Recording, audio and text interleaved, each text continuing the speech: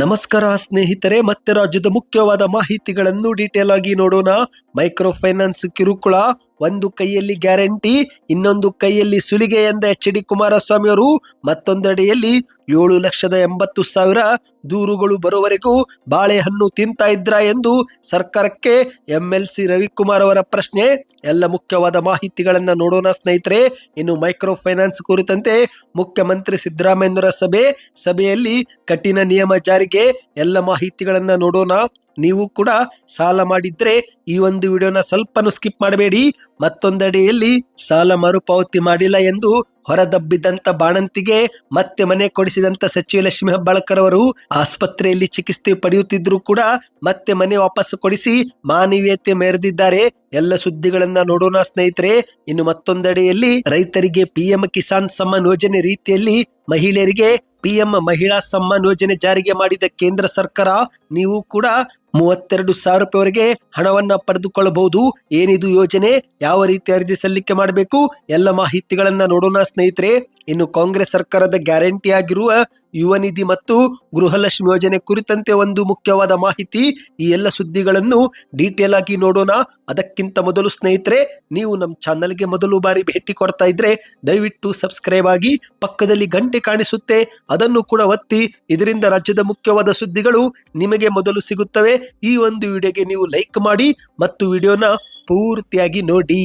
ಮೊದಲನೇ ಮುಖ್ಯವಾದ ಮಾಹಿತಿ, ಇಂದು ರಾಜ್ಯದಲ್ಲಿ ಮಹಿಳೆಯರಿಗೆ 2,000 ರೂಪಾಯಿ ಗೃಹಲಕ್ಷ್ಮಿ ಹಣ ಕೊಟ್ಟು ಸಬಲೀಕರಣ ಮಾಡುತ್ತೇವೆ ಎನ್ನುವ ರಾಜ್ಯ ಸರ್ಕಾರ, ಮತ್ತೊಂದು ಕಡೆಯಲ್ಲಿ ಅದೇ ಮಹಿಳೆಯರ ಜೀವಹರಣ ಮಾಡಲು ಮೈಕ್ರೋ ಫೈನಾನ್ಸ್ ಗಳಿಗೆ ಧಾರಾಳವಾಗಿ ಅವಕಾಶ ಕೊಟ್ಟಿದೆ ಎಂದು ಕೇಂದ್ರದ ಸಚಿವ ಎಚ್.ಡಿ. ಕುಮಾರಸ್ವಾಮಿ ಅವರು ಕಿಡಿಕಾರಿದ್ದಾರೆ.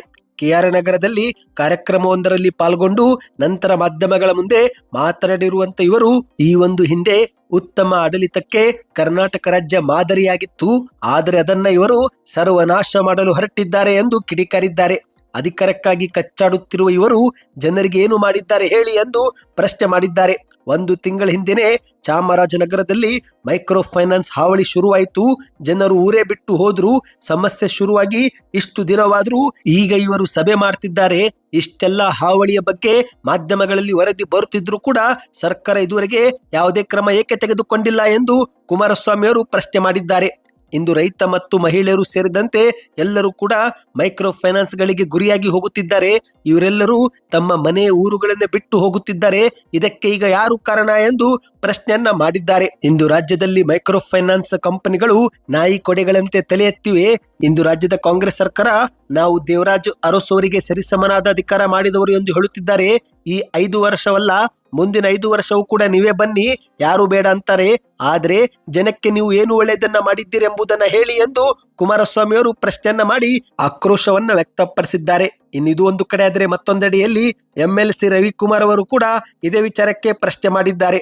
7,80,000 ದೂರುಗಳು ಬರುವವರೆಗೂ ನೀವು ಬಾಳೆಹಣ್ಣು ತಿಂತಾ ಇದ್ರಾ ಎಂದು ಮಾಧ್ಯಮಗಳ ಮುಂದೆ ಪ್ರಶ್ನೆ ಮಾಡಿದ್ದಾರೆ. ಹೌದು, ಬಿಜೆಪಿಯ ರಾಜ್ಯ ಕಾರ್ಯಾಲಯ ಜಗನ್ನಾಥ ಭವನದಲ್ಲಿ ಮಾಧ್ಯಮದವರ ಮುಂದೆ ಮಾತನಾಡಿರುವಂತಹ ರವಿಕುಮಾರ್ ಅವರು, ಇಂದು ರಾಜ್ಯದಲ್ಲಿ ಮೈಕ್ರೋ ಫೈನಾನ್ಸ್ ಹಾವಳಿ ವಿಚಾರ ಕುರಿತಂತೆ 7,80,000ಕ್ಕೂ ಹೆಚ್ಚು ದೂರುಗಳು ಬಂದಿದ್ದಾವೆ. ಇಲ್ಲಿಯವರೆಗೆ ನೀವು ಬಾಳೆಹಣ್ಣು ತಿಂತಾ ಇದ್ರಾ, ಎಷ್ಟು ಕ್ರಮ ತೆಗೆದುಕೊಂಡಿದ್ದೀರಿ, ಎಷ್ಟು ಜನರನ್ನು ನೀವು ಬಂಧಿಸಿದ್ದೀರಿ ಎಂದು ರವಿಕುಮಾರ್ ಅವರು ಪ್ರಶ್ನೆ ಮಾಡಿದ್ದಾರೆ. ಬೆಳಗಾವಿ ಜಿಲ್ಲೆ ಒಂದರಲ್ಲೇ 2,71,466 ದೂರುಗಳು, ಬಾಗಲಕೋಟೆ ಜಿಲ್ಲೆಯಲ್ಲಿ 89,087 ದೂರುಗಳು, ವಿಜಯಪುರದಲ್ಲಿ 75,000, ಮಂಡ್ಯದಲ್ಲಿ 42,000, ಹೀಗೆ ಕರ್ನಾಟಕದಂತ ಹಲವಾರು ದೂರುಗಳು ಬಂದಿವೆ. ಜನರು ನಮ್ಮನ್ನ ಶೋಷಿಸುತ್ತಿದ್ದಾರೆ, ದೌರ್ಜನ್ಯ ಮಾಡ್ತಿದ್ದಾರೆ ಎಂದು ದೂರು ಕೊಟ್ಟಿದ್ದಾರೆ. ಮನೆ ಖಾಲಿ ಮಾಡಿಸಿ ಮನೆ ಬೀಗ ಹಾಕಿದ ದೂರುಗಳು ಕೂಡ ಇವೆ. ಮೀಟರ್ ಬಡ್ಡಿ ಹಾವಳಿಯಿಂದ ಬಡವರು ಮನೆಗಳನ್ನ ಹಳ್ಳಿಗಳನ್ನ ಖಾಲಿ ಮಾಡಿ ಹೋಗ್ತಿದ್ದಾರೆ. ಬಡ್ಡಿ ವ್ಯವಹಾರ ಮಾಡುವವರು ದೌರ್ಜನ್ಯ ಮಾಡಿ ಬಾರು ಕೋಲಿನಿಂದ ಹೊಡೆಯುತ್ತಿದ್ದಾರೆ. ಎಷ್ಟೋ ಜನರು ಮಾನ ಮರ್ಯಾದೆಗೆ ಹೆದರಿ ಆತ್ಮಹತ್ಯೆ ಮಾಡಿಕೊಂಡಿದ್ದಾರೆ. ಈ ಕುರಿತಂತೆ ಸರ್ಕಾರ ಇದುವರೆಗೆ ಏನು ಕ್ರಮ ತೆಗೆದುಕೊಂಡಿದೆ ಎಂದು ಪ್ರಶ್ನೆ ಮಾಡಿದ್ದಾರೆ. ಈ ಒಂದು ಶೋಷಣೆ ದಬ್ಬಾಳಿಕೆ ವಿಚಾರದಲ್ಲಿ ಪೊಲೀಸರು ಕೂಡ ಸಿಬ್ಬಂದಿ ವಿರುದ್ಧ ಏನೂ ಕೂಡ ಕ್ರಮ ತೆಗೆದುಕೊಳ್ಳುತ್ತಿಲ್ಲ. ಬಹುಶಃ ಅವರು ಕೂಡ ಶಾಮೀಲಾಗಿದ್ದಾರೆ ಎಂದು ಆರೋಪವನ್ನ ಮಾಡಿದ್ದಾರೆ. ಈಗ ರಾಜ್ಯದ ಸರ್ಕಾರ 2-3 ದಿನಗಳಲ್ಲಿ ಸರಿಯಾದ ಕ್ರಮ ತೆಗೆದುಕೊಳ್ಳದೇ ಇದ್ರೆ ನಾವೇ ರಾಜ್ಯದಲ್ಲಿ ಹೋರಾಟ ಮಾಡಬೇಕಾಗುತ್ತೆ ಎಂದು ಎಚ್ಚರಿಸಿದ್ದಾರೆ. ಇಂದು ರಾಜ್ಯದಲ್ಲಿ ಒಂದು ಕಡೆಗೆ ಬಡ್ಡಿ ಮೀಟರ್ ಬಡ್ಡಿ ಕಟ್ಟಲಾಗದೆ ಆತ್ಮಹತ್ಯೆ ನಡೆಯುತ್ತಿದ್ರೆ, ಮತ್ತೊಂದೆಡೆಯಲ್ಲಿ ಆಸ್ಪತ್ರೆಗಳಲ್ಲೂ ಕೂಡ ಬಾಣಂತಿಯರ ಸರಣಿ ಸಾವು ಹಾಗೂ ಸಾವಿರಾರು ಮಕ್ಕಳು ಸಾವನ್ನಪ್ಪಿದ್ದಾರೆ.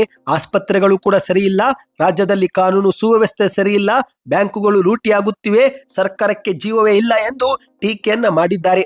ಈ ಸರ್ಕಾರಕ್ಕೆ ಆಮ್ಲಜನಕ ನೀಡಬೇಕಾಗಿದೆ, ಒಂದು ರೀತಿ ಶವದ ವ್ಯವಸ್ಥೆಯಲ್ಲಿ ಈ ಸರ್ಕಾರ ಇದೆ ಎಂದು ಮಾಧ್ಯಮಗಳ ಮುಂದೆ ಟೀಕೆಯನ್ನು ಮಾಡಿದ್ದಾರೆ. ಇನ್ನಿದೀಗ ಮತ್ತೊಂದು ಮುಖ್ಯವಾದ ಮಾಹಿತಿಗೆ ಹೋಗೋಣ. ಕೊನೆಗೂ ರಾಜ್ಯ ಸರ್ಕಾರದಿಂದ ಮೈಕ್ರೋ ಫೈನಾನ್ಸ್ ಹಾವಳಿ ವಿರುದ್ಧ ಕಠಿಣ ನಿಯಮಗಳನ್ನ ಜಾರಿಗೆ ಮಾಡಲಾಗಿದೆ. ಹೌದು, ಇಂದು ಬೆಂಗಳೂರಲ್ಲಿ ಮುಖ್ಯಮಂತ್ರಿ ಮತ್ತು ಉಪಮುಖ್ಯಮಂತ್ರಿ ಡಿ.ಕೆ. ಶಿವಕುಮಾರ್ ಅವರ ನೇತೃತ್ವದಲ್ಲಿ ಸಭೆ ಮಾಡಲಾಗಿದ್ದು, ಇದೇ ಸಭೆಯಲ್ಲಿ ಮುಖ್ಯಮಂತ್ರಿ ಸಿದ್ದರಾಮಯ್ಯನವರು ಕೆಲವು ಕಠಿಣ ನಿಯಮಗಳನ್ನ ಜಾರಿಗೆ ಮಾಡಿದ್ದಾರೆ. ಇನ್ನು ಮುಂದೆ ಮೈಕ್ರೋ ಫೈನಾನ್ಸ್ ಸಿಬ್ಬಂದಿಯವರು ಬಲವಂತವಾಗಿ ಸಾಲ ವಸೂಲಿ ಮಾಡುವಂತಿಲ್ಲ. ಒಂದು ವೇಳೆ ಬಲವಂತವಾಗಿ ಸಾಲ ವಸೂಲಿ ಮಾಡಿದ್ರೆ ಅಂತವರ ವಿರುದ್ಧ ಕ್ರಿಮಿನಲ್ ಕೇಸ್ ದಾಖಲು ಮಾಡುವುದಾಗಿ ಎಚ್ಚರಿಕೆ ಕೊಟ್ಟಿದ್ದಾರೆ. ಕೇವಲ ಅಷ್ಟು ಮಾತ್ರವಲ್ಲದೆ ಸಂಜೆ 5 ಗಂಟೆಯ ಮೇಲೆ ಯಾರು ಕೂಡ ಮನೆ ಬಾಗಿಲಿಗೆ ಹೋಗಿಯೂ ಕೂಡ ಹಣ ವಸೂಲಿ ಮಾಡುವಂತಿಲ್ಲ ಎಂದು ಖಡಕ್ ಸೂಚನೆ ಕೊಟ್ಟಿದ್ದಾರೆ. ಈಗ ಮುಖ್ಯಮಂತ್ರಿ ಸಿದ್ದರಾಮಯ್ಯನವರು ಈ ಕುರಿತಂತೆ ಸುಗ್ರೀವಾಜ್ಞೆ ಮೂಲಕ ಹೊಸ ಕಾನೂನು ಜಾರಿ ಮಾಡುತ್ತೇವೆ ಎಂದು ಮುಖ್ಯಮಂತ್ರಿಯವರು ಸಭೆಯಲ್ಲಿ ತಿಳಿಸಿದ್ದಾರೆ. ಹೌದು, ಇನ್ನು ಮುಂದೆ ಬಲವಂತವಾಗಿ ಸಾಲ ವಸೂಲಿ ಮಾಡುವ ಮೈಕ್ರೋ ಫೈನಾನ್ಸ್ ಸಿಬ್ಬಂದಿಗಳ ವಿರುದ್ಧ ಕ್ರಿಮಿನಲ್ ಮೊಕದ್ದಮೆ ದಾಖಲಿಸಲಾಗುತ್ತೆ ಮತ್ತು ರಾಜ್ಯದ ಪೊಲೀಸರಿಗೂ ಕೂಡ ಸ್ವಯಂ ಪ್ರೇರಿತ ದೂರು ದಾಖಲಿಸಿಕೊಳ್ಳಲು ಕಾನೂನಿನಲ್ಲಿ ಹೊಸ ಅವಕಾಶ ಕಲ್ಪಿಸಿಕೊಡಲಾಗುವುದು ಎಂದು ಮುಖ್ಯಮಂತ್ರಿಯವರು ತಿಳಿಸಿದ್ದಾರೆ. ಇದೇ ನಡುವೆ ಪ್ರತಿ ಜಿಲ್ಲಾಧಿಕಾರಿ ಮಟ್ಟದಲ್ಲಿ ಸಹಾಯವಾಣಿ ಸಂಖ್ಯೆಯೂ ಕೂಡ ಆರಂಭಿಸಲು ನಾವು ಮುಂದಾಗುತ್ತೇವೆ ಎಂದು ಮುಖ್ಯಮಂತ್ರಿಯವರು ಹೇಳಿಕೆ ಕೊಟ್ಟಿದ್ದಾರೆ. ಈ ಮೂಲಕ ಸ್ನೇಹಿತರೆ, ಇನ್ನು ಮುಂದೆ ಬಲವಂತವಾಗಿ ಮೈಕ್ರೋ ಫೈನಾನ್ಸ್ ಕಂಪನಿಯವರು ಸಾಲ ವಸೂಲಿ ಮಾಡುವಂತಿಲ್ಲ. RBI ನಿಯಮದ ಪ್ರಕಾರವೇ ಸಾಲ ವಸೂಲಿ ಮಾಡಬೇಕು ಮತ್ತು RBI ನಿಯಮದಂತೆ 17% ಹೆಚ್ಚು ಬಡ್ಡಿಯೂ ಕೂಡ ತೆಗೆದುಕೊಳ್ಳುವಂತಿಲ್ಲ ಎಂದು ಮುಖ್ಯಮಂತ್ರಿಯವರು ಸಭೆಯಲ್ಲಿ ಎಚ್ಚರಿಸಿದ್ದಾರೆ. ಇನ್ನು ಮುಂದೆ ಫೈನಾನ್ಸ್ನವರು ಎಲ್ಲ ನಿಯಮಗಳನ್ನ ಪಾಲಿಸಬೇಕು, ಕಾನೂನು ಉಲ್ಲಂಘಿಸುವವರ ವಿರುದ್ಧ ಮುಲಾಜಿಲ್ಲದೆ ನಾವು ಕ್ರಮ ತೆಗೆದುಕೊಳ್ಳುತ್ತೇವೆ ಎಂದು ಸಭೆಯಲ್ಲಿ ಖಡಕ್ ಎಚ್ಚರಿಕೆ ಕೊಟ್ಟಿದ್ದಾರೆ. ಇನ್ನಿದೀಗ ಮತ್ತೊಂದು ಮುಖ್ಯವಾದ ಮಾಹಿತಿಗೆ ಹೋಗೋಣ ಸ್ನೇಹಿತರೆ. ಇತ್ತೀಚೆಗೆ ಬೆಳಗಾವಿ ಜಿಲ್ಲೆಯಲ್ಲಿ ಬಾಣಂತಿಯೊಬ್ಬರನ್ನ ಫೈನಾನ್ಸ್ ಸಿಬ್ಬಂದಿಯವರು ಸಾಲ ಮರುಪಾವತಿ ಮಾಡಿಲ್ಲ ಎಂಬ ಕಾರಣಕ್ಕೆ ಬಾಣಂತಿ ಎಂದು ಕೂಡ ನೋಡದೆ, ಹಸುಗೂಸು ಮಡಿಲಲ್ಲಿ ಇರುವುದನ್ನು ಕೂಡ ನೋಡದೆ ಮನೆಯಿಂದ ಹೊರದಬ್ಬಿ ಅಟ್ಟಹಾಸವನ್ನ ಮೆರೆದಿದ್ರು. ಇದೇ ಒಂದು ನಡುವೆ ಇದೀಗ ಸಚಿವೆ ಲಕ್ಷ್ಮೀ ಹೆಬ್ಬಾಳ್ಕರ್ ಅವರು ಆ ಬಾಣಂತಿ ಕುಟುಂಬಕ್ಕೆ ಮತ್ತೆ ಮರಳಿ ಮನೆಯನ್ನ ವಾಪಸ್ ಕೊಡಿಸಿದ್ದಾರೆ. ಹೌದು ಗೆಳೆಯರೆ, ಆಸ್ಪತ್ರೆಯಲ್ಲಿ ಚಿಕಿತ್ಸೆ ಪಡೆಯುತ್ತಿದ್ರು ಕೂಡ ಸಚಿವೆ ಲಕ್ಷ್ಮೀ ಹೆಬ್ಬಾಳ್ಕರ್ ಅವರು ಆ ಒಂದು ಬಡ ಕುಟುಂಬಕ್ಕೆ ನೆರವು ನೀಡಿದ್ದಾರೆ.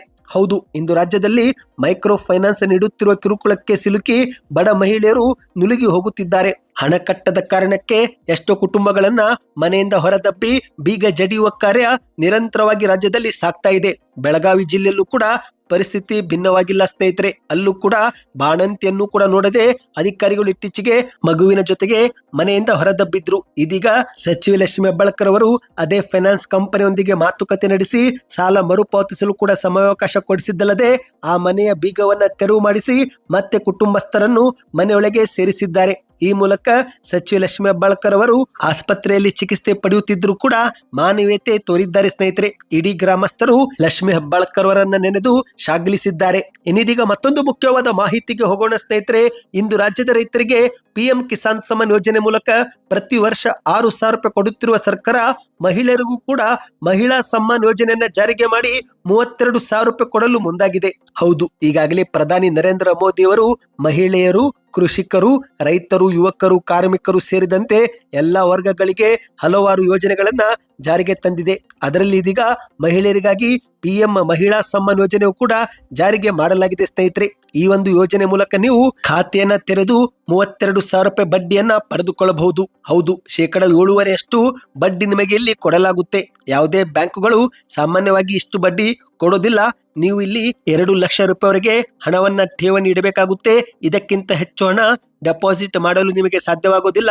ಏಕೆಂದ್ರೆ ಸರ್ಕಾರ 2 ಲಕ್ಷ ಮಿತಿಯನ್ನ ಹೇರಿದ್ದು ಇಲ್ಲಿ ನಿಮಗೆ 7.5% ಬಡ್ಡಿ ದರದಂತೆ ನಿಮ್ಮ ಕೈಗೆ ಒಟ್ಟು 32,000 ರೂಪಾಯಿ ಕೊಡಲಾಗುತ್ತೆ ಸ್ನೇಹಿತರೆ. ಈ ಒಂದು ಹಣಕ್ಕೂ ಕೂಡ ನೀವು ಯಾವುದೇ ಮತ್ತೆ ಟ್ಯಾಕ್ಸ್ ಕೂಡ ಕಟ್ಟುವಂತಿಲ್ಲ.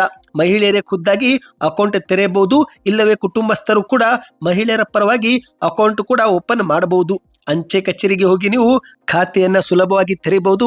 ಇಲ್ಲಿ ನೀವು ನಿಮ್ಮ ಹೆಂಡತಿ, ತಾಯಿ ಅಥವಾ ಮಗಳಿದ್ದರೆ ಮಗಳ ಹೆಸರಲ್ಲೂ ಕೂಡ ಹೂಡಿಕೆ ಮಾಡಬಹುದು ಸ್ನೇಹಿತರೆ. ಈ ಬಗ್ಗೆ ನಿಮಗೆ ಇನ್ನೂ ಹೆಚ್ಚಿನ ಮಾಹಿತಿ ಬೇಕಂದ್ರೆ ಕಮೆಂಟ್ ನಲ್ಲಿ PM ಮಹಿಳಾ ಸಮ್ಮಾನ್ ಯೋಜನೆ ಎಂದು ಕಮೆಂಟ್ ಮಾಡಿ. ಇನ್ನಿದೀಗ ಕೊನೆಯ ಮುಖ್ಯವಾದ ಮಾಹಿತಿಗೆ ಹೋಗೋಣ ಸ್ನೇಹಿತರೆ. ಪ್ರತಿಯೊಬ್ಬರು ಕೂಡ ಕಾಂಗ್ರೆಸ್ನ ಗ್ಯಾರಂಟಿ ಯೋಜನೆಗಳ ಹಣಕ್ಕಾಗಿನೇ ಕಾಯುತ್ತಿದ್ದಾರೆ. ಏಕೆಂದ್ರೆ ಸರ್ಕಾರದಿಂದ ಯುವ ನಿಧಿ, ಅನ್ನಭಾಗ್ಯ ಮತ್ತು ಗೃಹಲಕ್ಷ್ಮಿ ಯೋಜನೆ ಹಣ ಎಷ್ಟೋ ಜನರು ಪಡೆದುಕೊಳ್ಳಲು ಸಾಧ್ಯವಾಗುತ್ತಿಲ್ಲ. ಅಂದ ಹಾಗೆ ಈಗ ಯುವ ನಿಧಿ ಮತ್ತು ಗೃಹಲಕ್ಷ್ಮಿ ಯೋಜನೆ ಕುರಿತಂತೆ ಒಂದು ಮುಖ್ಯವಾದ ಮಾಹಿತಿ ಬಂದಿದೆ. ಮೊದಲಿಗೆ ಯುವ ನಿಧಿ ಯೋಜನೆ ಬಗ್ಗೆ ಹೇಳಬೇಕಂದ್ರೆ, ನೀವೇನಾದ್ರೂ ಈ ಒಂದು ಹಿಂದೆ ಒಂದು ಬಾರಿ ಹಣವನ್ನ ಪಡೆದುಕೊಂಡಿದ್ರೆ ಸೇವಾ ಸಿಂಧು ಪೋರ್ಟಲ್ಗೆ ಭೇಟಿ ಕೊಟ್ಟು ಅರ್ಜಿಯನ್ನ ಸಲ್ಲಿಕೆ ಮಾಡಬೇಕಂತೆ. ಹೌದು, ಈ ಒಂದು ಹಿಂದೆ ಹಣ ಪಡೆದವರು ಮತ್ತು ಮುಂದಿನ ಕಂತುಗಳನ್ನ ಪಡಿಬೇಕಂದ್ರೆ ನೀವು ಸೇವಾ ಸಿಂಧು ಪೋರ್ಟಲ್ಗೆ ಭೇಟಿ ಕೊಟ್ಟು ನೀವು ಇದುವರೆಗೆ ಯಾವುದೇ ಉದ್ಯೋಗದಾರರಲ್ಲ, ನೀವು ಇದುವರೆಗೆ ನಿರುದ್ಯೋಗರಾಗಿದ್ದೀರಿ ಎಂಬ ಕುರಿತಂತೆ ಒಂದು ಸ್ವಯಂ ಪ್ರೇರಿತ ಅರ್ಜಿಯನ್ನ ಸಲ್ಲಿಕೆ ಮಾಡಬೇಕು. ಯುವ ನಿಧಿ ಯೋಜನೆಯ ಮುಖ್ಯ ನಿಯಮವೇನೆಂದ್ರೆ, ಯಾರ ಬಳಿ ಉದ್ಯೋಗವಿಲ್ಲವೋ ಅವರಿಗೆ ಮಾತ್ರ ಈ ಒಂದು ಸಹಾಯಧನವನ್ನ ಕೊಡಲಾಗುತ್ತೆ. ಹಾಗಾಗಿ ನೀವೇನಾದ್ರೂ ಒಂದು ಬಾರಿ ಹಣ ಪಡೆದು ಮತ್ತೆ ಹಣ ಪಡೆದುಕೊಂಡಿಲ್ಲವೆಂದ್ರೆ ನಿಮಗೆ ಇದುವರೆಗೆ ಯಾವುದೇ ಉದ್ಯೋಗ ನಿಮಗೆ ಸಿಕ್ಕಿಲ್ಲ ಮತ್ತು ನೀವು ಹೆಚ್ಚಿನ ವಿದ್ಯಾಭ್ಯಾಸವೂ ಕೂಡ ಮಾಡುತ್ತಿಲ್ಲ ಎಂಬ ಕುರಿತಂತೆ ಒಂದು ಸ್ವಯಂ ಘೋಷಣೆ ಪತ್ರವನ್ನ ಅಪ್ಲೋಡ್ ಮಾಡಬೇಕು. ಆಗ ಮಾತ್ರ ನಿಮಗೆ ಯುವ ನಿಧಿ ಯೋಜನೆ ಹಣ ಜಮವಾಗುತ್ತೆ ಎಂದು ಹೇಳಲಾಗುತ್ತಿದೆ. ಜನವರಿ ತಿಂಗಳು ಮುಗಿಯುತ್ತಾ ಬಂದಿದ್ದು, ಹಾಗಾಗಿ ಶೀಘ್ರವೇ ನಿರುದ್ಯೋಗ ಯುವಕರು ಈ ಒಂದು ಕೆಲಸವನ್ನ ಮಾಡಿಕೊಳ್ಳಬೇಕು ಎಂದು ಹೇಳಲಾಗಿದೆ. ಸ್ನೇಹಿತರೆ, ಯಾರು ಈ ಒಂದು ಕೆಲಸವನ್ನ ಮಾಡ್ತಾರೋ ಅವರು ಮಾತ್ರ ಈ ಒಂದು ಯೋಜನೆಗೆ ಮುಂದಿನ ಕಂತು ಪಡೆಯಲು ಅರ್ಹರು ಎಂದು ಹೇಳಲಾಗಿದೆ. ಇನ್ನು ಗೃಹಲಕ್ಷ್ಮಿ ಯೋಜನೆ ಕುರಿತಂತೆಯೂ ಕೂಡ ಒಂದು ಮುಖ್ಯವಾದ ಮಾಹಿತಿ ಬಂದಿದೆ. ಹೌದು ಗೆಳೆಯರೆ, ಡಿಸೆಂಬರ್ ತಿಂಗಳ ಕಂತು ಹಂತ ಹಂತವಾಗಿ ಮಹಿಳೆಯರ ಖಾತೆಗೆ ಜಮವಾಗ್ತಾ ಇದೆ. ಈಗಾಗಲೇ ಇತ್ತೀಚೆಗೆ ಮೈಸೂರು ಜಿಲ್ಲೆಯಲ್ಲೂ ಕೂಡ ಈ ಒಂದು ಹಣ ಜಮವಾಗಿದೆ ಎಂಬ ಮಾಹಿತಿ ಲಭ್ಯವಾಗಿದ್ದು, ಈಗ ಇದೇ ನಡುವೆ ಪ್ರತಿಯೊಬ್ಬರು ಕೂಡ ಈ ಒಂದು ಹಣವನ್ನ ಪಡೆದುಕೊಳ್ಳಲಿದ್ದಾರೆ ಎಂದು ಹೇಳಲಾಗುತ್ತಿದೆ. ಅಂದ ಹಾಗೆ ಹಣಕಾಸು ಇಲಾಖೆ ಜಿಲ್ಲೆಗಳ ಅನುಸಾರವಾಗಿ ಹಂತ ಹಂತವಾಗಿ ಜಮಾ ಮಾಡಲಾಗುತ್ತಿದ್ದು, ಜನವರಿ 30ರ ಒಳಗೆ ಈ ಒಂದು ಹಣ ಎಲ್ಲರ ಖಾತೆಗೆ ತಲುಪಲಿದೆ.